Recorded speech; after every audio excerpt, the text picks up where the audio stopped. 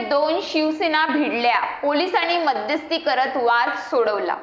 ठाणे घोडबंदरमध्ये 3 दिवस अवजड वाहतूक बंद, 1,500 गुन्हेगारांची झाडाझडती, विधानसभा निवडणुकीच्या पार्श्वभूमीवर कारवाई।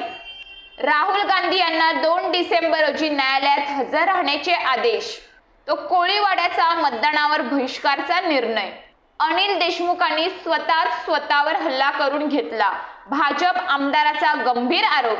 कालीचरण महाराज मनोज जरांगेंना राक्षस म्हणाले, मराठ्यांचा संताप, संजय शिरसाट तातडीने जरांगेंच्या भेटीला।